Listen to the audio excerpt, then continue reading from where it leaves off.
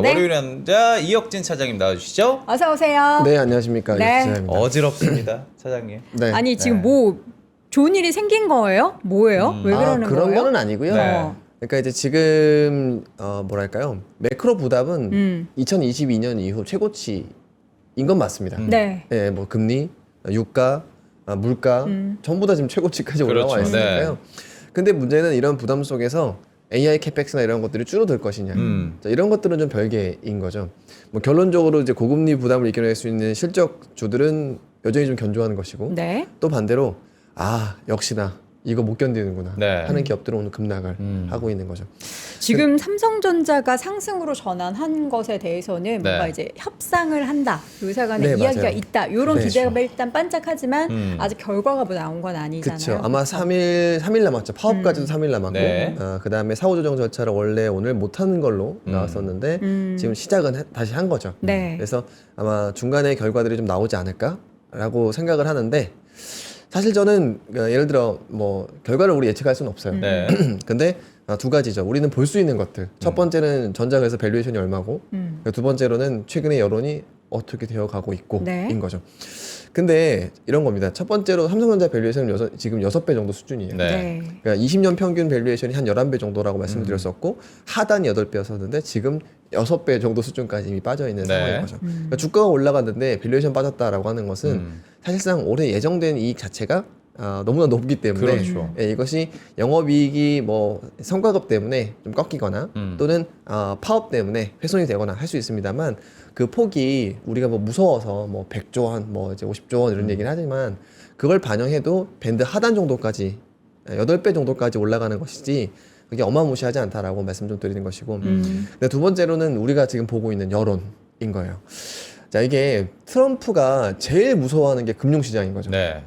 4.5만 되면 타코를 하고, 나스닥 200일 이동평균선 하회하면은 타코가 나오고 이런 네. 거예요.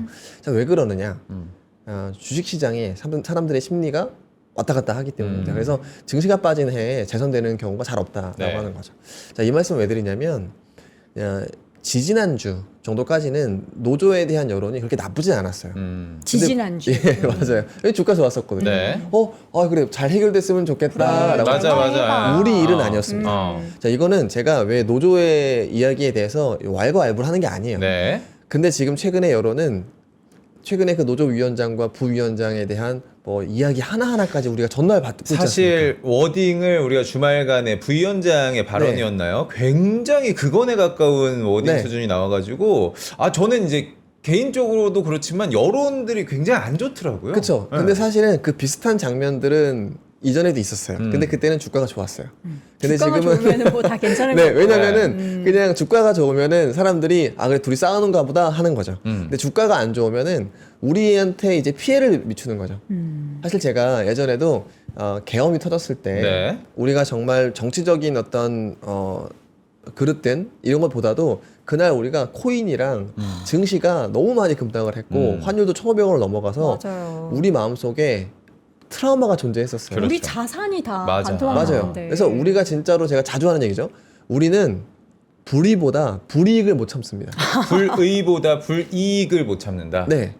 그렇죠. 그래서 제가 지난주 말미 그리고 이번 주부터 여론이 안 좋아지는 거 핵심 중에 하나는 네. 그 분들 삼성전자의 노조의 이야기에서 사실은 지금 뭐 극언에 가까운 이야기가 나오긴 나왔죠. 하지만 포지션이 뭐 바뀌지 않았어요. 네. 근데 우리가 심리가 많이 바뀐 것은 주가가 안 좋기 때문에 더 부정적인 해석을 더 강화할 거다라고 하는 거예요. 그러면 여론전에서 밀리기 시작을 하는 거죠. 네. 이거는 누구도 피해갈 수 없다.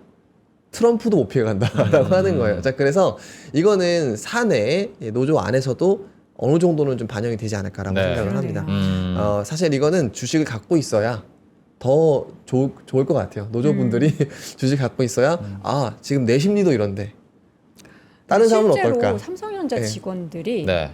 전 지인들이 많거든요. 물론 제 지인들만 그럴 네, 수도 네. 있는데 다 삼전 주식 가지고 있어요. 엄청 많이. 그렇죠. 네. 맞아요. 그러니까 그래서 이게 그들도 적당히 타협하고 맞아요. 화가 많아. 내가 여기서 얻어내는 것과 여기서 터지는 것을 비교하게 되는 거죠. 그냥 좀 이렇게 다 좋았으면 좋겠다. 그래서 우리가 잊지 말아야 될 것은 사람은 불이보다 불이익을 못 참기 때문에 그 명언이다. 네. 예, 안에서의 분위기와 밖에서의 여론 마찬가지로 이런 영향들이 이번 주부터 시작이 될 거다라고 생각을 합니다. 자, 네. 그래서 저는 이번 주에 삼성전자가 이미 낮아진 밸류에이션 그리고 아까 제가 말씀드렸던 이 여론에 대한 결국의 핵심 키워드는 불이익이라고 한다면은 네. 이번 주에 좀 터닝 포인트가 나오지 않을까라고 생각을 하고요.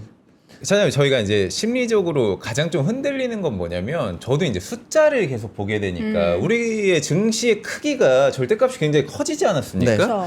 지난 15일 변동폭을 보니까 675포인트예요. 예. 이게 사상 최대치라고 하는데 당연히 이거 보면은 월요일에 좋든 안 좋든 일단 내 거 정리하고 싶은 마음이 굉장히 커진다고 보는데 우리 시작이니까 이렇게 좀 여쭤볼게요. 그럼 우리 증시의 방향성과 펀더멘탈이 지금 달라졌는가에 대해서 우리 투자자들은 조금 뭐 안심을 주시던지 아니면은 네. 뭐 마음의 정리를 할 수 있게 어떤 트리거 포인트가 있으면 말씀을 좀 해주세요. 아, 네. 딱 정리해드리면 첫 번째 금리 부담 때문에 할인율은 조정이 될 겁니다. 네. 그러니까 금리가 높아지면 밸류에이션은 낮게 잡는 게 맞아요. 근데 문제는 우리나라의 밸류에이션은 이익을 너무 많이 벌어서 그렇게 고평가가 아닙니다. 네. 특히나 반도체는.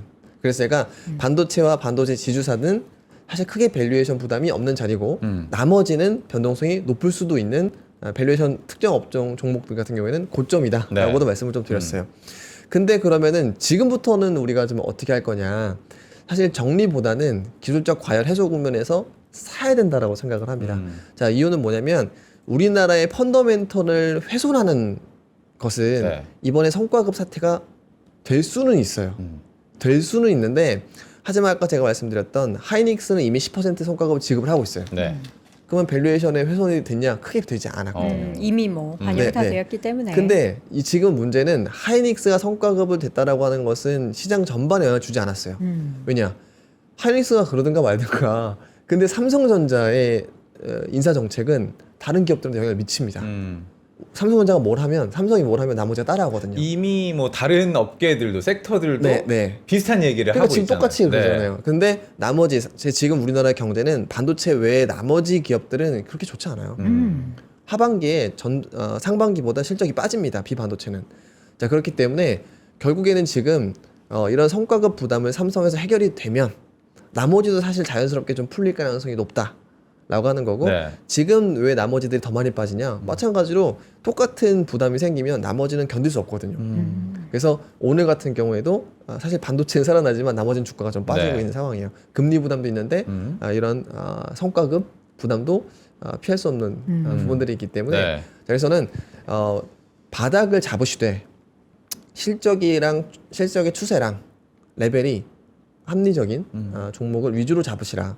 지금은 금리 부담 때문에 전반적인 밸류에이션 하향 조정은 불가피한 겁니다. 네. 그런데 자, 이런 속에서도 실적이 높아질 수 있는 이런 명확한 증거들이 있는 기업들은 사실 이건 노이즈죠.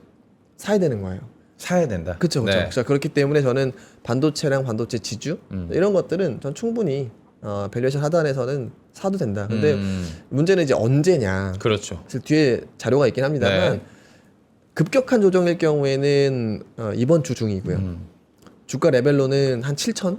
7천. 예, 예. 급격한 조정일 경우에. 네. 근데 기술적 조정이라고 하는 것은 시간이 약이에요. 그러니까 이격도라고 하는 건 우리가 보는 뭐 MACD, RSI 전부 다 시간이 지나면 됩니다. 네. 근데 만약에 적당한 정도의 시간 조정 레벨이 된다라고 하면은 6월부터는 8천이에요. 이격도가 좁혀지는 정도의 레벨이. 자, 그렇기 때문에 저는 이격도 때문에 빠지는 괴리열 축소 이런 구간이라고 하면은 시간이 약이고 빠르면은 그러니까 급격한 조정이 이미 있으니까 저는 이번 주 중 그리고 이 정도에서 더 빠지지 않고 완만하게 흘러간다라고 하는 것을 감안했을 때는 이번 달 말 정도까지는 그래도 우리가 주식을 더 사야 되지 않을까. 와, 이번 주가 사실 되게 중요하거든요. 네. 오늘 밤 이제 케빈 러시가 연준 이제 아, 의장으로 맞아요. 선임이 돼서 이제 시작이 된 취임이 되는 거고. 네. 그리고 이번 주 이제 목요일에는 엔비디아 실적 발표도 새벽에 있을 예정이고 지금 그리고 우리 시장에서는 지금 삼성의 노조 관련한 이제 협상이 이번 주 어떻게 되느냐가 21일 까지는, 관건인데 네. 시장에서는 지금 여름에 조정을 받을 수 있을 네. 가능성에 대해서도 얘기하는데 지금 차장님께서는 5월이 오히려 고비고 이게 또 잘 지나가면은 그때부터는 또 시장에서 우리가 웃을 일이 생길 거다. 근데 이번 주가 웃을 일이 생길지 안 생길지 뭔가 정말 변곡점이 되겠네요. 네, 네. 5월 말이 저는 그러니까 5월 어. 중순부터 말이 조금 어려운 구간이다라고 사실 생각을 네. 했어요. 이제 뒤에 뭐 말씀을 좀 드리겠지만 결론적으로는 과열 부담을 해소하는 시기가 됐고 유가가 또 한창 올라갈 수 있는 시기이고 네. 그리고 또 이제 트럼프도 사실 미중 정상회담 끝나면 그 다음에 대형 이벤트가 없거든요. 그러면 다시 한번 자기 지지율이 이란 전쟁이 속박될 수도 있어요. 그럼 뭔가 극단적인 행동을 한거나 뭔가 이슈를 만들어낼 수 있는 것도 마찬가지로 5월 말일 수가 있죠. 근데 이게 지금 또 문제가 7월인가요? 그 경선 후보 확정이 돼요. 그러니까 네. 중간 선거 나간 후보들이 확정이 되기 때문에 공화당의 어떤 그 주도권 싸움도 저는 5월, 6월이 좀 셀 수 있지 않을까라고 생각을 합니다. 그래서 변동성이 있는 거는 저는 5월 말까지라고 생각을 하고 6월부터 제가 조금 더 이제 6월은 오히려 조금 나을 수도 있다 생각하냐면 네. 또 한 번 실적을 볼 수 있는 게 항상 그 분기 말이에요. 또 이제 실적 나오면 그렇죠. 네, 네. 봐라. 그렇죠. 이렇게. 그러니까 실적을 볼 수 있는 게 바로 또 분기 말이기 때문에 또 반대로 6월에는 금리 부담이라든지 이런 전쟁의 여파 이런 걸 못 견디는 기업들이 있을 거예요. 이분 지금 오늘 CJ 한미반도체 네. 예, 실적 부진으로 좀 빠지는 거거든요. 맞아요. 한미반도체는 워닝 지금, 쇼크. 네, 그렇죠. 그러니까 사실은 이게 뭐 영업이익 한 80억 대니까 지금 시가총액이 제가 기억하기로는 한 4, 50조 정도 됐었어요. 지금 30조 밑으로 떨어졌어요. 네. 그렇죠. 그러니까 이제 그게 실적 대비 시총이 어울리는가를 반드시 봐야 되는 시기다 정도는 우리가 알고 가야 되는 것이고, 그러니까 이제 실적을 보되 지금 이게 맞는 사이즈인지 네, 같이 볼 필요가 있다는 정도만 우리가 알고 가면 되지 않을까 싶습니다. 알겠습니다. 자, 그러면 오늘 또 준비하신 자료가 있으니까 네. 저희가 자료 보면서 이야기 나눠보도록 네. 하겠습니다. 지난주에 가장 큰 이벤트는 역시나 미중 정상회담이었는데 맞습니다. 야, 뭐 기대를 엄청나게 하진 않았지만 결국엔 노딜이었다 이렇게 딱히. 평가가 됐습니다. 어떻게 보셨어요? 아, 네, 사실 농산 그 누가 요약을 하더라고요. 어떻게요? 농산물 팔고 왔다고. 농산물. 아, 예, 예. 콩이랑 네네 소고기랑. 맞아요. 근데 이게 지금 뒤에 제가 농산물 얘기도 있습니다만 그 트럼프의 핵심 지지층 하나가 농민이에요. 그렇죠. 그래서 정전 장기화는 본인한테 너무나 불리한 게임입니다. 사실은 올해는 이미 있는 비료를 썼기 때문에 네. 괜찮은데 이게 계속 진행이 되면 비료가 없어서 농사를 짓지 않는 사람들도 나올 수 있다라고 하는 전망이 미국 농무부에서 나왔어요. 네. 그러니까 전쟁 장기화는 트럼프한테 중간 선거고 뭐고 엄청 공화당 입장에서도 불리한 싸움이 돼버린 거예요. 그래서 이번에도 역시나 농민들을 많이 신경을 쓰는구나 라고 하는 것이 이번에 유일 딜이 농산물이었으니까요. 농산물. 나머지는 좀 선언적인 것들이었었고 네. 실제 그래서 뭐 무기나 이런 것들도 방산주 전혀 움직이지 않았었고 그래서 농산물 정도만 딜이 체결된 것 같은데 근데 실질적인 결과물은 앞으로 좀 봐야 되겠죠. 네. 뭐 예를 들면은 우리나라 그날 2차 전지라든지 친환경이 많이 빠졌어요. 그때 무슨 얘기가 나왔냐면 무역위원회를 만들자. 자 그래서 이제부터 무차별적인 관세나 이런 것들 싸우기보다도 우리가 우리나라의 미국의 안보에 해당하지 않는다라고 하면은 뭐 이제 관세나 이런 것들을 좀 경감시킬 수 있는 위원회를 만들어서 얘기를 해보자라고 하는 거죠. 그때부터 우려가 됐던 것이 친환경이죠. 그러니까 AMPC에서 빼버리기로 했었던 중국산 제품들이 어쩌면은 관세도 낮아지고 포함이 될 수도 있기 때문에 네. 그러면은 우리가 친환경부터 때리고 들어가자라고 해서 급락이 좀 나왔었죠. 근데 안보에 친환경이 빠질 수는 없을 것 같아요. 왜냐하면 에너지니까요.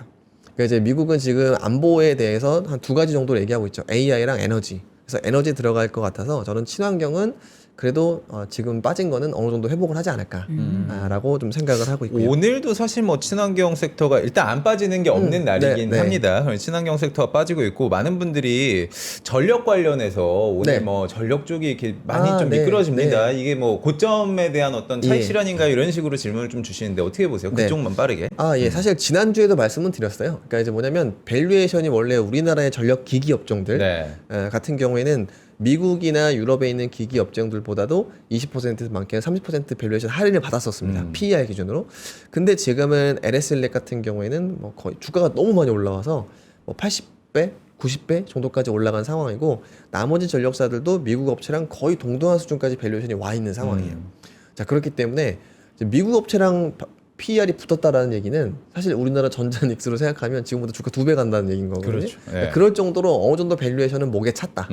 네. 라는 구간이기 때문에 이렇게 급락세 나올 수 있는데 문제는 이게 업황이 꺾였냐 그런 건 전혀 아니고요. 그냥 적당히 빠지면 밸류에이션 할인율이 또 확보가 되고 다시 좀 좋아지지 않을까라고 생각을 합니다. 네. 준비해주신 자료 좀 보면서 이야기를 나눠볼게요. 사실 이번에 미중 정상회담을 통해서 우리가 얻고자 했었던 다양한 것 중에서 유가를 좀 진정시킬 만한 호르무즈 해협의 개방을 좀 기대를 했잖아요. 근데 네. 좀 원론적인 얘기만 해서 끝나가지고 여기에 대해서 좀 시장은 좀 걱정을 하고 있는 것 같기는 해요. 이거 언제 개방되냐, 중국도 안 나서는 거 아니냐, 그렇죠. 뭐 이런 얘기들이 많이 나오고 네. 있죠. 실제로 오늘 아침에 이제 뭐 단독 보도 이런 것들을 보면은 지금 트럼프가 오늘 좀 시장 하락 배경 중에 하나이기도 한데요. 군사 옵션에 대해서 검토하고 있다. 그러니까 이런 뉴스를 좀 나오기도 팬 했습니다. 사진 막 나오고. 네. 그러니까 서로 간에 지금 또 재밌는 점은 이란은 어차피 경제는 망했어요. 뭐 사실 인플레이션 거기도 난리가 났고 이란도 망했는데 이란은 미국의 본토를 때리기가 사실 물리적으로 좀 쉽지 않죠. 그렇죠. 근데 SNS에서 주말 동안 뭐라 그랬냐면 네. 금리 높아지는 걸 보면서 유가랑 미국이 우리를 안 때렸으면 저런 일이 없었을 텐데 하면서 약간 비아냥을 됐었거든요. 네. 그러니까 계속 강조하지만 이란이 공격하는 것은 금융시장입니다. 그러니까 호르무즈 해협을 통해서 봉쇄를 통해서 다른 무슨 여러 가지 지정학적인 부분들을 노리기보다는 내가 이걸 닫으면 미국의 인플레이션이 자극될 테고 트럼프가 힘이 빠지겠지라고 하는 것을 그러니까 결국에는 둘 다 한 사람은 급하고 한 사람은 어떻게든 시간을 늘리고 싶은 이런 전쟁이 되고 있는 건데 네. 근데 저는 뭐 자료 한번 보시면서 좀 말씀드리면 좋습니다. 자 지금 보면요 그때 사건은 다릅니다. 자 그런데 제가 러우 전쟁 때 당시의 국제유가 레벨 조정도 안 했습니다. 그 다음에 요게 지금 전쟁 개전 이후 이란 전쟁에서의 국제유가예요. 이게 참 아이러니하게도 거의 유사하게 그 궤적을 따라가고 있어요. 그러네요. 그렇죠. 그러니까 이게 에너지 가격이 실물 지표보다도 어떤 이런 심리적인 부분들 또는 알고리즘 트레이딩이 엄청나게 많이 관여하는 것이 이런 국제유가다라고 말씀을 좀 드리는 겁니다. 자 그러면 전쟁 개전 이후 우리가 45일 지난 정도 때까지 이렇게 똑같이 움직였다라고 하면은 앞으로 한 30일 뒤에도 비슷하게 움직일 거다라고 미뤄 짐작을 해본다 네. 할 수가 있는데 그러면은 6월 중순 이후로는 유가가 좀 안정되지 않을까라고 생각을 하는 거고 그 끝에는 개전보다 더 많이 빠지는 상황도 나왔었다라고 하는 겁니다. 자 그래서 제가 위기는 5월 중순부터 말 정도까지 뭐 위기라기보다는 네. 변동성이 좀 확대될 수 있는 이벤트라고 말씀을 드리고 6월 중순 이후부터는 오히려 이렇게 좀 떨어질 수 있는 상황이 될 텐데 문제는 우리가 지금 이 구간에 있는 거잖아요. 네, 그러면은 증시가 좀 이렇게 변동성이 좀 높아질 수 있는 상황이 나올 수도 있겠다라고 볼 수가 있을 것 같습니다. 오늘 동시 수급이 네. 지금 외국인이 지금 어느 정도 상황이에요? 지금 한번 코스피 맞춰보실래요? 코스닥이? 지금요? 팔까요, 살까요? 외국인은 아유, 무조건 저는 판다고는 생각을 맞아요. 하는데 외국인이 1조 7천억. 뭐 이제는 1조 이상 파는 게 네. 아무렇지도 않아요. 또 개인이 왜냐면 2조 넘게 지금 사고 있으니까요. 그러네요. 지금 외국인과 기관의 매도, 기관도 한 3천억 정도를 현물 매도를 하고 있고요. 네. 지금 외국인은 5월 7일부터 3, 6, 9일째 9거래 연속 9거래일 연속. 이걸 또 개인은 9거래 연속 받아내고 그러겠죠. 있고요. 받아내겠죠. 그러니까 이게 사실 이제 차장님하고 다음 자료긴 한데 네. 외국인들이 시장에서 도망을 간다라는 표현을 많이 쓰는 게 지금 7거래일, 9거래일 연속 던지는 게 맞아요. 30조 원을 훌쩍 넘기니까 이게 뭐 네. 우리가 상상해본 숫자가 아니어가지고 이렇게 질문을 하기에도 참 생경한 많아? 숫자긴 한데 코스피 비중에 대한 축소로 본다라는 게 지난주에 약간 뭐 주말간에 네. 많이 가지고 있었으니까 차익 네. 실현도 하고 8,000선을 보기도 했고 근데 그러기엔 너무 좀 매도세가 강한 거 아닌가라는 생각 좀 들어요. 네, 맞아요.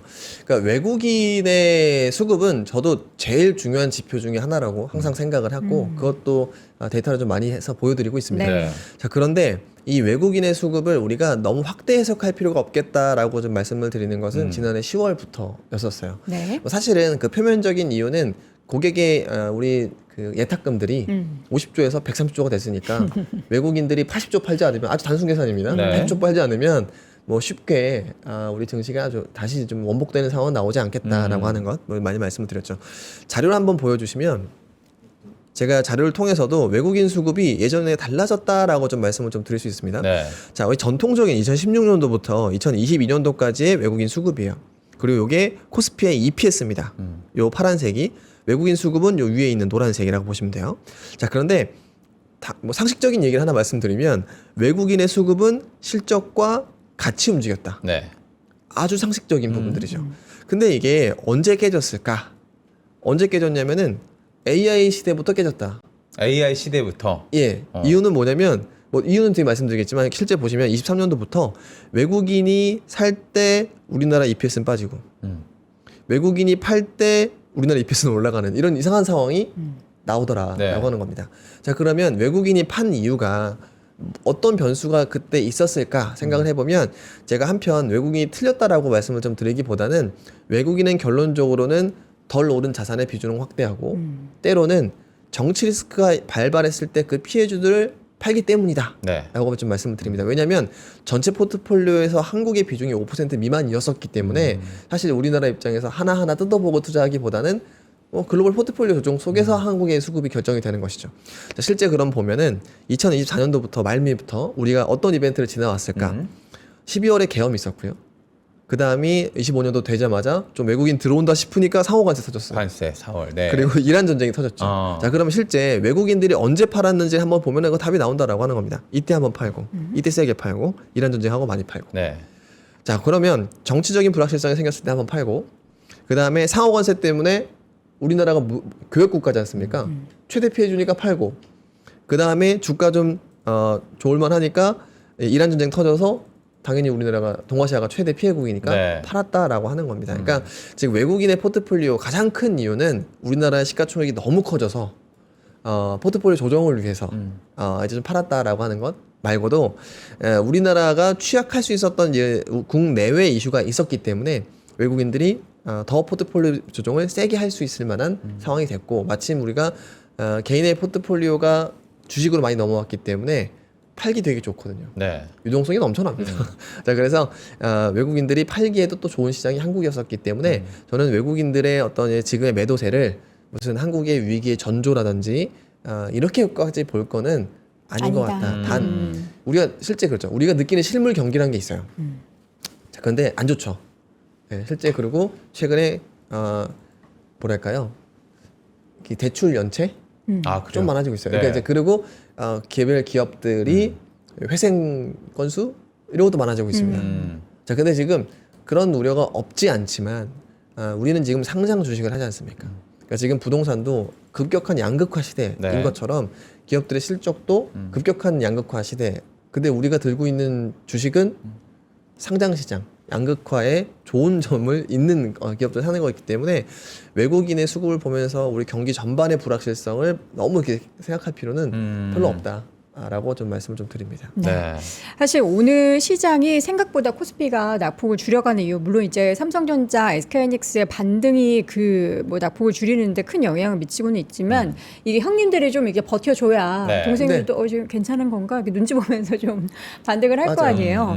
그런 움직임들이 오후장에 또 나와야 하긴 할 텐데 이게 또 하루짜리 변동성이 요새는 또 너무 심해가지고 네. 그렇죠. 네. 우리가 지금 하루짜리의 방향을 예측하기는 너무 어려워서 이럴 때는 그러면은 사장님 좀 지켜보다가 다 이제 좀 마무리되고 나서 적극적인 접근이 좋을까요? 아니면은 불확실성은 있어도 지금 가격을 못 볼 수도 있어 라면서 어떻게 조금씩 좋다. 비중을 네. 늘려가는 게 좋을까요?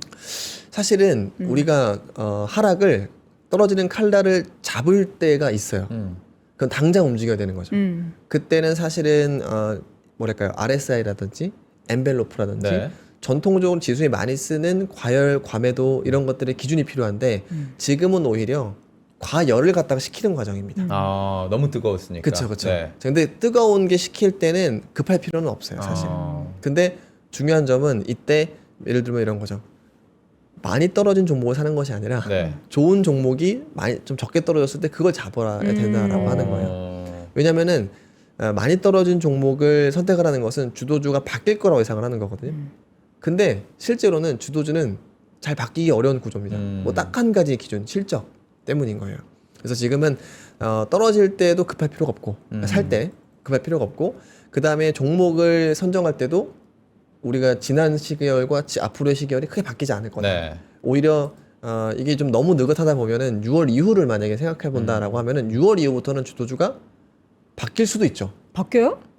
바뀔 수도 있다라는 예, 예. 거는 뭐 밸류에이션의 측면에서 달라진다는 겁니까? 맞습니다. 어. 제가 아까 6월 이후로는 국제 유가가 하락할 수도 있다라고 말씀드렸죠. 네. 유가가 떨어진다라고 하는 어. 것은 예를 들어 지금은 단기채가 4% 이상이니까 네. 금리에 대한 기대는 아무것도 존재하지 않는 겁니다. 지금 금리 인하 소리 하면은 이상한 사람 되는 거예요. 네. 그렇죠. 시장에도 그게 반영이 됐죠. 네. 그런 상황에서는 오직 실적만 봐야 되는데 전 세계에서 실적 모멘텀이 있는 업종은 오로지 반도체입니다. 맞아요. 네. 그러니까 지금은 주도주가 바뀌기 어렵죠. 언제까지? 6월에 유가가 단락하기 전까지. 근데 만약에 6월에 진짜 유가가 지금 네. 제 기대라고 하겠습니다. 러우 전쟁의 궤적을 따라서 6월 이후 유가가 하락하면은 네. 단기채 금리가 4% 이하로 다시 떨어질 것이고 장기 금리도 다시 안정권을 간다라고 하면은 그때부터는 멀티플이 조정을 받았던 업체들이 좀 많이 올라가요. 예를 들면은 저는 그때 오히려 좀 제일 많이 수급이 몰릴 거라 생각하는 것은 네. 미국의 소프트웨어 기업들 제일 많이 빠졌죠. 마이크로소프트나 이런 네. 기업들이 단기 좀 반등을 크게 할 수 있을 것 같고 우리나라에서는 뭐 2차 전지나 바이오나 이런 코스닥 업종들이 다시 한번 좀 올라갈 수도 있는 상황이 되지 않을까 싶어요. 근데 문제는 직전 주도주에서 못 돌아오는 업종들이 존재할 수도 있어요. 뭐 그런 업종들이 예를 들면은 뭐 저는 소부장, 예, 소부장에서 왜냐면은 이번에 한미반도체 실적을 보고 너무 많이 놀라셨을 것 같아요. 그렇죠. 예, 예, 시총 대비 말도 안 되는 실적을 냈으니까 이거는 회사에서 소명을 했지만 이게 소명이 먹히는 정도의 레벨이 있고 먹히지 않는 정도의 레벨이 있는데 네. 저는 소부장에서는 아주 격하게 어떻게 좀 걸러내는 과정이 있지 않을까라고 생각합니다. 이게 저는 한미반도체 보면서 개별 주가도 그렇지만 한미반도체가 상당 비중이 들어가 있는 소부장 반도체 관련 그게 ETF가 문제입니다. 굉장히 많아요. 지금 제가 지켜보고 있는 ETF가 있거든요. 네. 그게 네. 레버리지 ETF. 네. 요새 약간 야수의 심장으로 시장 네. 바라보고 있어서 괴리가 상당해요. 한미반도체 비중이 크면은 네. 더 많이 하락해 있고 네. 상대적으로 이제 비슷한 이름을 가진 그 레버리지 그런다니까. ETF는 안 네. 그래요. 그래서 투자자분들이 이거 고를 때 진짜 신중하게 골라야 되는데 근데 그렇다고 한미반도체가 그동안 주가가 안 좋았느냐. 계속 엄청 좋았어요. 40만 원대까지 갔잖아요. 네. 그래서 이거를 또 뭐 갈아타야 되나 뭐 그러니까 이렇게 이제 이런 것도 해가지고 있고 고민돼요. 사실 네. 저는 저 개인적으로는 LG 그룹도 좀 걱정이에요. LG 너무 많이 걱정이다. 올라서 단기적으로 많이 올라서 네, 말씀해 주시죠. 예, LG 그룹, LG 전자만 보면 이번에 턴어라운드를 했던 거지 맞아요. 실적이 전보다 더 좋아진 게 아니에요. 근데 주가는 한참 먼저 쐈잖아요. 맞아요. LG 지주사도 마찬가지예요. 그러니까 결국에는 이 배당 여력이라고 하는 것은 자회사의 현금성 이익이 많아졌고 그 자회사의 배당 성향이 좋아져야 되는 거거든요. 배당 성향이 좋아지려면 자주 소각을 하거나 아니 배당 총액이 늘어야 되거든요. 근데 그런 거 없이 지주사만 쏜 게 LG 그룹이에요. 잠깐 그 지난주 금요일에 막 상한가 가까이 갔다가 떨어지지 않았습니까? 네. 그런 것처럼 저는 시장에서는 그렇게 생각을 합니다. 만약에 같은 업종 내에서 전자나 하이닉스나 뭐 기타 전자, 하이닉스 파생된 종목들의 수급이 너무 몰려서 좀 네. 다른 다른 거를 보자 할 때 LG 전자 그룹, LG 그룹들이 올라간다고 저는 생각을 해요. 이노텍 같은 거 빼고. 근데 이게 좀 극단으로 갈 때가 있어요. 그러니까 금요일처럼 나머지 주사 빠지고 LG만 상한가 간다고. 네. 예. 그거는 밈이라고 생각합니다, 사실. 약간의 유행이 좀 있다. 예. 그래서 저는 전기를 대체하는 게 이노텍이다. 일정 부분은 맞는데 절반 이하로 맞는다. 네. 왜냐면은 실제 전기는 MLCC 때문에 올라가는 건데 이노텍은 MLCC가 존재하지 않는데 다만 그 사이클에서는 PCB 의 사이클에서는 같이 동행을 하는 건데 문제는 이게 MLCC도 없는 종목이 전기만큼 올라가는 건 좀 부담이거든요. 예, 근데 그거는 아까 말씀 주셨듯이 사실은 몇 가지 요소들이 있는 겁니다. 왜 네. 이렇게 올랐는가? 이런 물리적인 액티브 수급이 반영된 것도 있지만 IT ETF로 대체해서 하는 분들이 많아지면서 그 안에 포지션에 한 5위가 항상 LG 그룹이 들어가 있어요. 예, 그런 수급에 대한 영향이 상당히 컸고, 네. 그리고 이제 밸류에이션 비교를 해보면 삼성그룹주, LG그룹주는 밸류에이션이 많이 차이 납니다. 아주 많이 차이 나요. 네. 그래서 저는 LG그룹이 많이 올라갈 때는 시장이 단기 어떤 변곡점이 될 수 있다라고 하는 말을 저도 좀 신뢰를 합니다. 지금 좋습니다. 이제 하반기에 실적에 대한 얘기를 할 때도 그렇고 네. 앞으로 무슨 투자를 해야 될까라는 고민의 그 정답도 그렇고 우리가 반도체를 빼놓을 수 없다라는 건 앞서서 우리 또 실적 얘기 숫자를 봐야 된다라고 했잖아요. 네. 지금 차트를 봐도 네. 반도체는 이 숫자에서도 계속 빠지지가 않아요. 그렇게 된다면은 지금 시점에서 우리가 모아갈 수 있는 섹터는 일단 반도체 잡아두고 네. 물론 비중이 많으시겠지만 여전히 그래도 이제 못 사셨던 분들 좀 이렇게 태워주고 뭔가 플러스 알파가 있었으면 좋겠는데 여기 지금 보면은 어떻게 자연스럽게 네, 그렇게 할까요? 그러니까 사실 저희가 지난주에도 얘기를 했지만 반도체를 못 사신 분들은 네. 반도체 지주사를 보시는 분들도 굉장히 맞아요, 많으셨었고 맞아요. 그리고 반도체가 쉬어갈 때 외국인 수급이 어디로 쏠리냐를 봤을 때 우리 쪽에서는 로봇 섹터로 맞아요. 많이 좀 흘러갔거든요. 그러니까 결국에는 쉴 때 돈이 흐른다 그건 다음 주도주가 되지 않을까라는 생각 네, 상상을 네. 좀 해보게 되는데 어떻게 연결을 해볼까요? 네. 네. 사실 지금 생각해 보면 먼저 이제 6월 전까지는 무조건 실적이 제일 중요하다라고 말씀을 드렸어요. 근데 지금 장표 하나 살짝 보면은 네. 자, 지금 보면은 실적만 놓고 보면 제가 컨센이 있는 종목의 단순 합계를 해봤습니다. 그러면은 이 1분기부터 4분기 흐름인 거죠. 그럼 누가 증익인가? 반도체가 증익이 하반기에 더 커요. 그쵸. 예. 이거는 바뀔 수도 제가 봤을 땐 없고요. 근데 네. 문제는 나머지 비반도체 진영에서는 이게 총액을 보시면 50조, 53, 45로 떨어져요. 4분기에. 자, 그렇기 때문에 오히려 비반도체는 실적이 좀 플랫하고 그러면은 반도체에서는 하반기가 더 좋다라고 하는 얘기이기 때문에 제가 지금 우리나라 증시가 비반도체는 비싼 편이고 반도체는 싼 편이라 우리가 반도체 외에 고민해야 될 건 첫 번째 선택지는 반도체를 갖고 있는 지주사 내지는 반도체에 뭐랄까요 파생된 이익을 향유할 수 있는 IT 네. 그리고 이 반도체를 써서 서비스화할 수 있는 로봇 자 이런 것들로 좀 파생되지 않을까 뭐 아니면 미국 같은 경우에 소프트웨어 클라우드 뭐 이렇게 되겠죠. 그게 많이 벌릴 때가 필요한데 많이 벌릴 때는 저는 하반기라고 생각을 하는 겁니다. 그리고 하반기 벌릴 때는 코스피에서 굳이 찾기보다는 그 트리거가 유가 하락이기 때문에 네. 코스닥에서 찾아도 될 것 같다. 오늘 또 코스닥 일부 종목들 난리 났거든요. 예. 기성 엔지니어를 비롯해서. 자, 네. 그래서- 저 여기서 유가락과 코스닥을 봐야 되는 조금 더 쉽게 네. 설명을 해주신다면 금리 얘기일까요? 예, 맞아요. 그러니까 지금 이게 살짝 앞으로 돌아가면은 네. 여기 보시면은 자료 보시면 지금 유가가 올라가서 생기는 물가 부담 그리고 그 물가 부담 때문에 연준이 금리를 올릴 수 그렇죠. 있다라고 하는 네. 연결고리가 있는 거예요. 근데 실제 이게 PPI가 지금의 문제의 트리거였었고 이거를 물가가 제일 큰 부담이었었던 22년도 이게 근 30년 동안 제일 부담됐던 게 22년도예요. 네. PPI가. 자, 근데 보시면은 그때랑 지금이랑 같은 거랑 다른 거 비교해 보면 같은 거는 에너지는 다 올랐다예요. 그러니까 지금도 이게 노란색이거든요. 에너지가 20.5% 올랐고 그다음에 이걸 쓰는 트럭 운송, 해상 운임, 항공 운임이 거의 10% 가까이 좀 네, 올랐다라고 그러네요. 네. 하는 거예요. 근데 제가 6월 이후로는 금융 여건이 완화될 수도 있다라고 말씀을 드리는 그렇죠. 것은 그때는 이지머니 때문에 전체 파란색이거든요. 파란색 물가인 거죠. 모든 요인들이 다 급등을 해버렸고 지금은 에너지 빼면 오르지 않았다.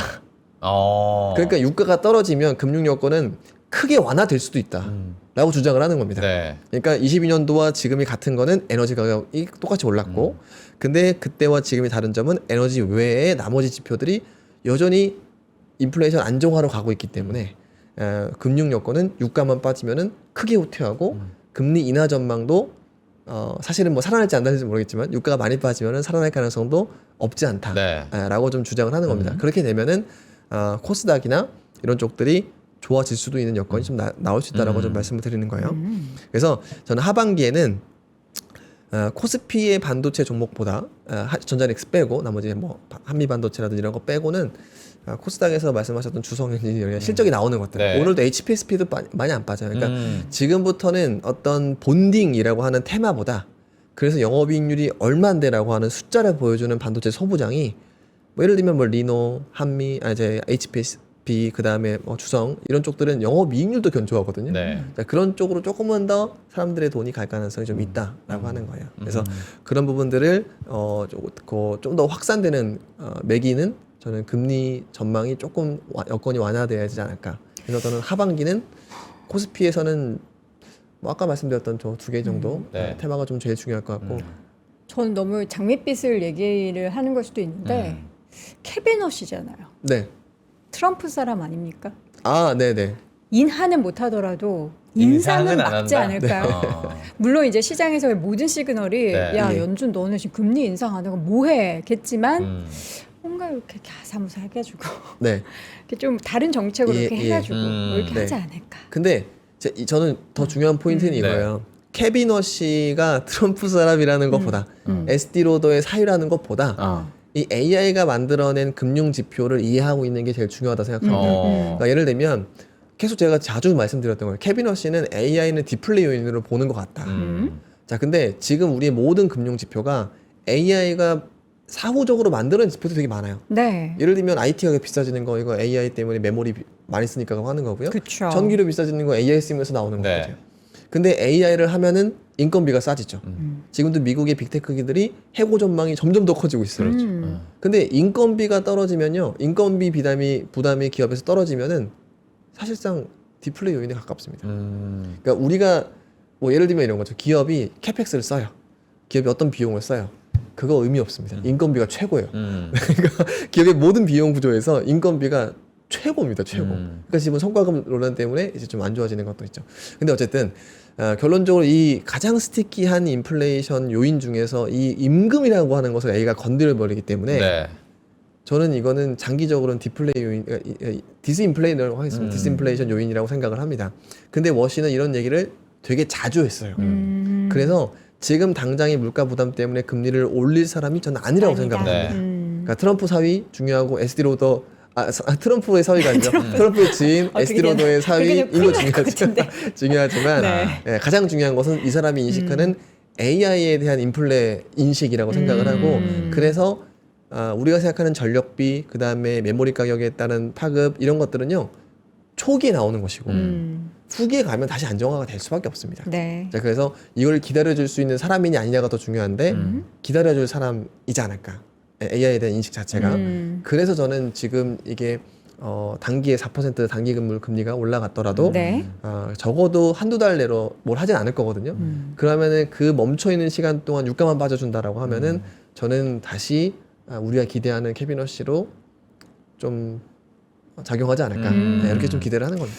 알겠습니다. 자, 그러면 저희가 계속해서 이야기를 좀 나눠보도록 네. 하겠습니다. 저희 지주사부터 한번 가져온 네. 또 자료가 있으시니까 예, 예. 살펴볼게요. 사실 최근에 몇 주 동안 우리 차장님께서 지주사, 로봇 그리고 관광 소비 이 네 가지를 네. 계속 맞아요. 주목을 하고 계세요. 네, 네. 그러니까 하반기 지금 투자의 팀이 아예 이쪽으로 고정이 되어 있으신 것 같아요. 맞아요. 네. 왜냐면은 저는 서프라이즈가 있는 곳에 투자를 해야 됩니다. 주식이라는 건요. 컨센서스도 중요하지만 네. 컨센서스가 높아지는 것 이것도 일정 부분 보수적 서프라이즈지만 그쵸. 이걸 뛰어넘는 실적 이게 진짜 서프라이즈거든요. 그럼 우리가 지금 실적에서 반영하지 않고 있는 것은 뭐냐면 첫 번째가 배당의 파급력. 네.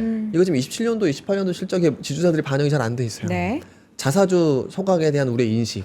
자사주 소각을 이렇게 SK 지주가 20% 하면은 밸류에이션 어느 정도 할인받는지 잘 모르고 계세요. 네. 우리가 뭐 경험을 예, 못 예, 해봤어요. 우리가 안 해본 맞아요. 경우는. 그러면은 맞아요. 대주주가 지분율을 소각을 한다는 건 지분율이 20에 있다가 30%까지 늘어난다는 얘기인 건데 대주주는 이걸 왜 하지? 그냥 가만히 보고 있어요.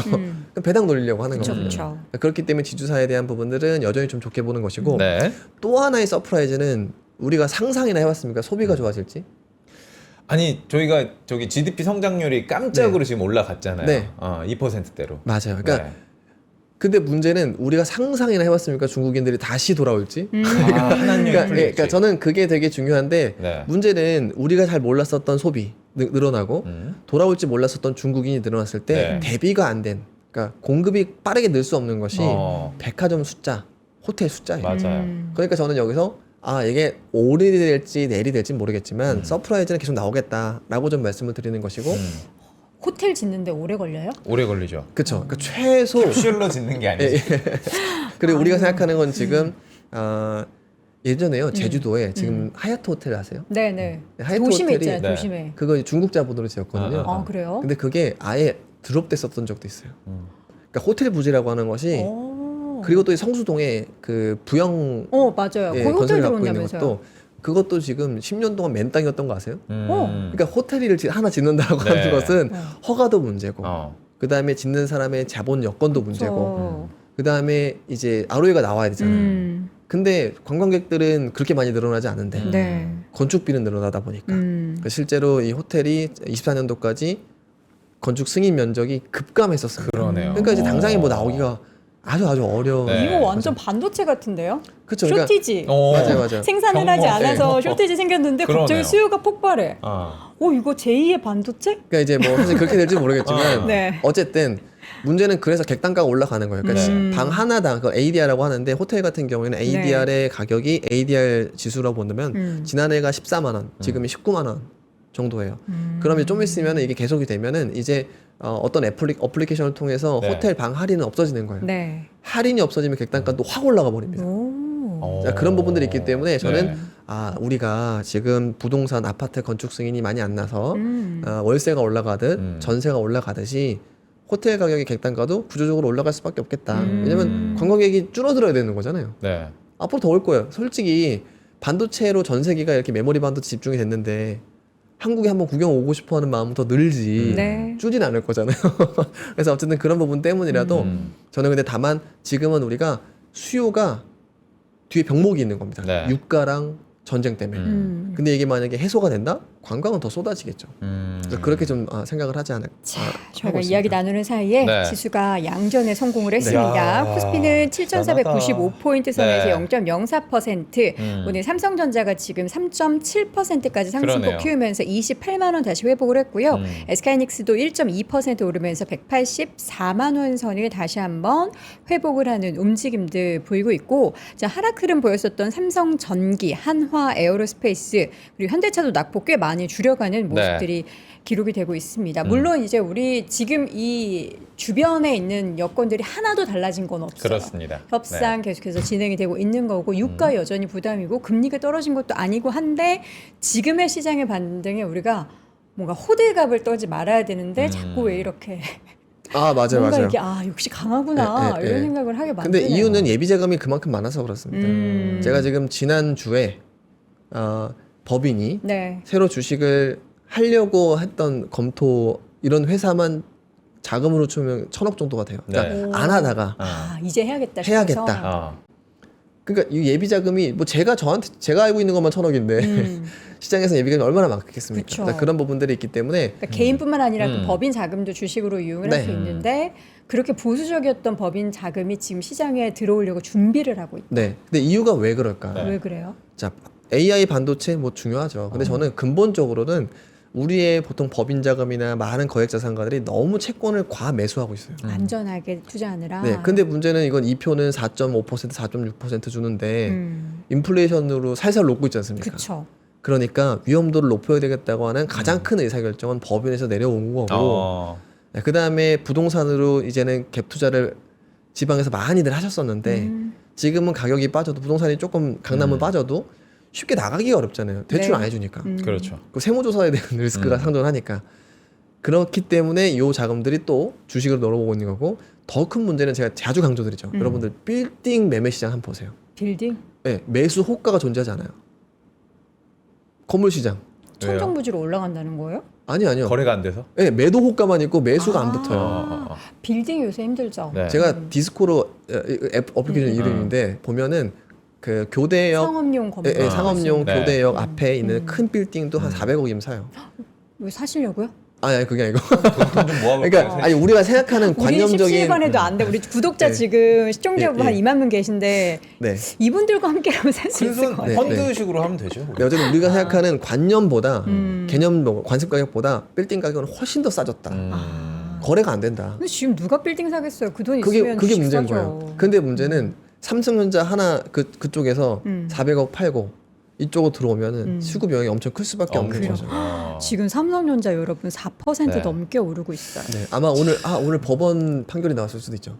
그럴 지금 수도 있네요. 지금- 속보를 제가 지금 계속 보고 있는데 아직 그런 네. 소식은 그래요? 전해지고 있지는 않아요. 근데 저기 반대로 이제 예. 우리가 대기 자금이 그만큼 많은 거 알고 있습니다. 그리고 계속해서 살려고 하는 자금들이 들어오는데 여기에 반대 자금들도 늘 준비가 되고 있다. 매도의 대기 자금? 공매도에 대한 아, 자금들도 예. 그러니까 사실 이게 약간 힘겨루기 아닌가? 저희가 빠질 때는 약간 네. 그런 것들이 더 존재를 한다고 보면은 어떻게 보세요? 실제로 롱숏 펀드 우리나라에서 제일 큰 회사 중에 하나 아는데요.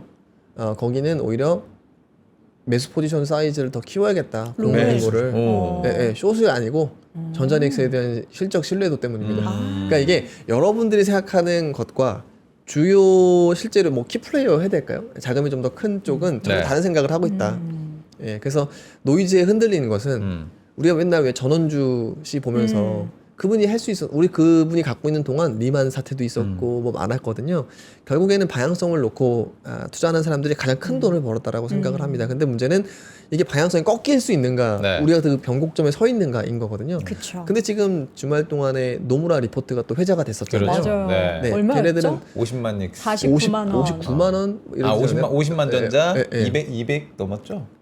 400 200이 뭐예요? 400 이죠. 459 이렇게 기억합니다. 와, 그러니까 459.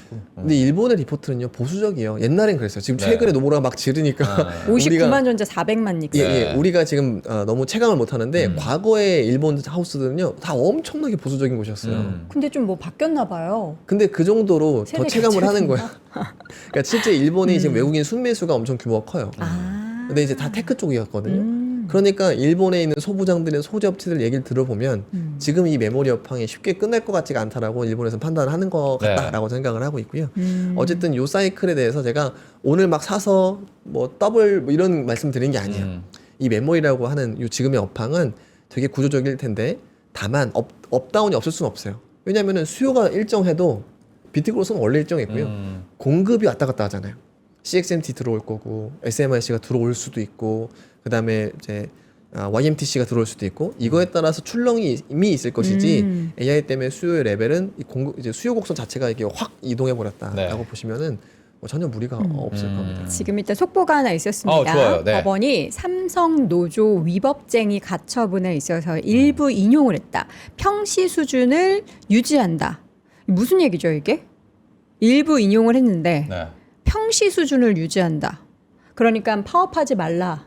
뭐 이건가요? 그런 얘기 같은데요. 사실 디테일은 봐야 되는데 네. 이게 그 가처분이 인용됐을 때는 이게 사무실만 하지 말라는 건지 주요 시설을 하지 말라는 건지 디테일이 있을 거거든요. 그래서 지금 이 안에 일부 인용이라는 게 네, 네. 어디 시설까지 혹은 맞아요. 어디 언급이 됐을 부분까지의 거예요. 지금 그거를 저희가 속보의 형식이기 때문에 지금 헤드라인만 딱 올라와가지고 네, 네. 이건 조금 더 확인을 하고 네. 정확한 정보를 여러분들과 좀 이야기를 나눠보도록 네, 하겠습니다. 삼바에서도 그랬기 때문에 네. 아마 비슷하게 났을 겁니다. 저희 지금 시간이 알다시피 얼마 남지 어머, 않았습니다. 지금 네네. 로봇 이야기로 조금 해볼까요? 네, 아니면 메인 팀은 뭐 계속 있으니까. 쪽으로 네, 좀 그냥 세 가볼까요? 개로 깔끔하게 네. 좀 말씀드리도록 하겠습니다. 자, 첫 번째는 일단은 그 로봇 하나 장표 보시면은 자, 지금 로봇이 여러분들이 아시는 뉴스일 수도 있어요. 제가 이제까지는 피겨 AI를 반드시 봐야 된다라고 말씀을 드렸는데 지금 피겨 AI에서는 실시간 중계를 하고 있어요. 계속 이 그 택배 분류하는 걸요. 근데 이게 무슨 의미인지를 한번 보셔야 됩니다. 왜 로봇 기업들이 영상 딱 찍고 녹화 방송하냐? 네. 첫 번째는 오류가 많고 두 번째로는 액추에이터 이렇게 움직이지 않습니까? 근데 액추에이터라는 것이 횡운동, 종운동만 하는 게 아니에요. 이렇게 돌지 않습니까? 그러면은 여기 안에 있는 볼, 롤 스크류 같은 것들이 고장이 나요. 네. 그래서 오랫동안 하는 것에 대한 한계가 있다라고 모두들 알고 있습니다. 심지어 우리나라 로봇 전문가들도 하시는 분들도 액추에이터는 고장이 많아요. 이렇게 얘기하는 거예요. 네. 근데 지금 80시간 연속으로 무리 없이 일을 하고 있어요. 그래서 저는 휴머노이드 로봇의 가장 큰 리스크 중에 하나, 액추에이터에 대한 내구성이 디자인적으로든지 아니면은 뭐 실제 제품이라든지 극복이 되고 있는 것 같다. 그리고 또 하나는 이게 3m짜리 중국의 유니트리가 만든 GD1 시리즈인데 사람이 들어가 있습니다. 그래서 철인 28호처럼 사람이 들어가서 팔다리를 조종해서 이제 앞으로 가고 있다라고 하는 거예요. 네. 그래서 지금 유니트리는 이번 기회에 제가 봤을 때는 진짜 얘네들은 그냥 방산용에 꽂혀 있구나라고 좀 생각을 합니다. 그래서 이런 폼팩터들이 바뀌고 있다라고 하는 것은 내구성이 어머, 사람 같아. 홍보가 됐다라고 하는 겁니다. 어머, 깜짝 이렇게 놀랐어요. 앞으로도 가. 어머. 예, 지금 이게 실시간 중계되고 있는 거예요. 여러분, 지금 104시간째입니다. 영상에 지금 예. 저게 AI가 아니고요. 실제 로봇이 업무를 하고 있는 모습이에요. 네, 저기 택배 분류하는 겁니다. 지금 박스할 위에 때. 토탈 패키지스가 지금 자기가 처리한 것들이 이제 네. 넘어가는 집계가 되는 거잖아요. 네, 맞아요. 그리고 비닐봉지 같은 경우에는 한 손으로, 박스는 아마 두 손으로 할 겁니다. 그러니까 그런 것처럼 무거운 거 나왔을 때는 저희 두 손으로 하죠. 그러네요. 예, 그러니까 저런 게 예를 들어 무거운 걸 한 손으로 했다가 고장 나면 안 되잖아요. 네. 그러니까 무거운 거는 박스다라고 입력이 되는 거고, 그래서 박스가 나올 때는 일단 두 손으로 작업을 해라. 그리고 무겁지 않으면 대충 이제 처리를 하는 저걸 거죠. 지금 보니까 뭔가 이게 그 앞에 보면 택배 주소지 같은 거 있는 거 뒤집네요.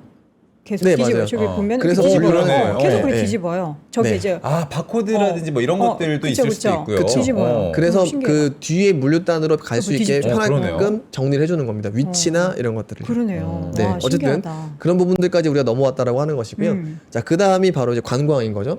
자, 지금 제가 트럼프의 시간이 많이 남지 않았다고 말씀드린 거예요. 네. 이란 전쟁을 함부로 했다가는 실제 한번 보시면 20년도, 27년도에 쌀 생산량이 지금 줄어들 거라고 농무부에서 얘기를 했어요. 15%나. 이유는 비료 가격이 상승하면서 쌀 재배를 올해 안 하는 농부들도 생길 거래요. 네. 그러니까 이번에는 작황에 문제가 없지만 이게 오래되면 내년에 큰 문제가 생길 수 있고요. 그렇죠. 쌀 가격이 올라간다라고 하는 거예요. 근데 여기에다가 지금 우리나라에서 쌀 수요가 올라가는 측면이 좀 보이면서 쌀 가격이 올라가고 있어요. 보시면 이게 국내 쌀 가격이거든요. 근데 이거 중에 하나는 일본인 관광객들이 우리나라 와서 쌀을 사갖고 간답니다. 쌀을 사서 간다고요? 네, 자기네 나라 쌀도 비싸고 네. 우리나라의 쌀도 맛있다 보니까 이제 가져가는 거다. 난리 났었잖아요 작년에. 그래서 그런 부분들이 예. 있어서 지금은 일본에 실제 관광객이 너무 많이 늘어서 쌀 가격이 견인이 됐었는데 우리나라에서도 관광객이 많아지면서 세상에 쇼티지 얘기를 나올지 한 번도 상상도 안 해봤었던 쌀 가격이 올라가고 있다. 네. 자, 이런 부분들이 관광의 다면. 제가 그러니까 호텔이나 백화점을 보라고 하는 것도 이런 것들 때문입니다. 우리가 상상도 안 해본 것들이 가격이 올라가고 있다라고 하는 것은 칩 쇼티지, 호텔 쇼티지, 쌀까지? 라이스 쇼티지. 아니 네, 뭐 맞아요. 참기름, 들기름도 다 저기 줄 서가지고 사간다고 나겠네. 하니까. 그럴 수 있어요. 자, 네. 이제 마지막 네. 마지막으로 자, 여러분들 그 중고 시장이 엄청 커지고 근데 이거는 저희가 아나바다 운동이나 중고 장터가 아니라 리셀 때문이라고 말씀드렸어요. 얼마 전에 엄청난 사건이 있었어요. 바로 지난주에. 아, 저 시계. 네, 로열 팝이라고 하는 모델이 스와치에서 나왔어요. 네. 근데 이거는 오데마 피게랑 콜라보를 했습니다. 오데마 피게면 엄청 고가 시계 몇 억짜리죠? 브랜드 아니에요? 예. 굉장히 가성비 시계와 굉장히 네. 고가 시계 콜라보인 그쵸. 거죠. 이거 보면은 싶다. 실제 모델이 시계를 찰 수 있을지 어찌도 모르는 되게 너무 그냥 이쁘기만 한 네. 시계예요. 근데 문제는 이제까지는 오픈런을 애들만 하는 문화라고 생각하셨죠. 이거 보면 다 저희 또래입니다. 다. 어른이에요? 네, 다 어른들이에요. 네. 그래서 네. 싸우고 있어요, 지금. 네가 보시면 먼저 싸우고 왔네, 있어요, 내가 지금. 먼저 왔네. 여기 몸싸움이 하고 있어요, 그러네요. 아, 네, 이 사람들이 왜 하냐? 네. 우리나라 리테일가로 말씀드리면 한 5, 60만 원짜리고요. 네. 요 하나가. 근데 지금 크림에 올라 있는 가격은 250만 원이에요. 그럼 5배가 오르면 바로 5배 치게 할 수 있는 네. 거죠. 그러니까 이걸 우리가 뭐가 문제냐? 결론적으로는 이 콜라보레이션만큼 효과적인 마케팅이 존재하지 않다. 이게 요즘 시대의 경제고. 그리고 판매를 할 때 예전에는 수요가 10개인데 그러면 우리는 보통 우리 세대는 20개를 내 가지고 재고 떨이 판매를 했죠. 네. 근데 이제는 수요가 10개라고 하면은 5개밖에 안 돼서 그냥 2차 시장을 만들어 버리는 걸로 비즈니스가 바뀌고 있다라고 네. 합니다. 그럼 이럴 때 브랜드가 좋을 것이냐 유통사가 좋을 것이냐? 유통사가 훨씬 좋죠. 줄 세울 수 있잖아요. 그렇기 때문에 유통사에 대한 우리가 미국이나 우리나라나 유통사에 대한 관심은 앞으로 지속할 필요가 있다라고 좀 말씀드리겠습니다. 알겠습니다. 자, 사장님 지금 보내드릴게요. 저희 3전이 지금 5% 가까이 올라가고 있는 네. 상황이기 때문에 보내드리도록 하겠습니다. 자주 나와달라 네. 하시는 예. 댓글들이 있어요. 일주일에 한 번 너무 아쉽다. 네, 어떻게 좀 알겠습니다. 지금 사장님 쇼티지 발생. 네. 수요에 지금 공급이 네. 못 맞춰주고 있어요. 그러니까 그렇습니까? 공급을 조금 더 알겠습니다. 해주셨으면 뭐 좋겠어요. 오후에 예, 나와서 이혁진 뒤에 차장. 거는 그냥 오후에 하는 게 나을 수도 있을 것 같아요. 아니 이 시간에. 네, 알겠습니다. 이 시간에 얘기하는. 예, 무슨 알겠습니다. 소리예요? 또 자꾸 또 박지훈 부장님처럼 저기 꿀주문 해줘 저녁 때 나오시잖아요. 아니요, 보내드릴게요. 자, 고생하셨습니다. 고맙습니다. 네, 감사합니다. 그래도 도훈 씨 약간은 우리가 웃으면서 그래도 인사를 좀 드릴 수 있을 것 같아가지고 네. 아직 변동성 모릅니다. 모르긴 5%, 하지만 삼성전자가 5% 지금 방금 속보 전해드렸던 것처럼 이거 위법쟁이 가처분 일부 인용 그러니까 어디까지가 뭐가 인용이 됐는지는 모르겠습니다만은 이 소식 전해지자마자 5% 가까이 올라가면서 네. 지수가 0.54% 상승이고요. 코스닥도 1.75%까지 낙폭 줄여가고 있으니까요. 감사합니다. 이 흐름 계속 지켜보시면 좋겠습니다. 고마워요, 여러분. 내일 오전에도 그냥 내 마음이 여러분 마음이라. 네. 3전 있어? 자, 여러분도 내일도 저희 웃으면서 만나 뵙길 소망하도록 하겠고요. 10시에 다시 돌아오겠습니다. 여러분 고맙습니다. 고맙습니다.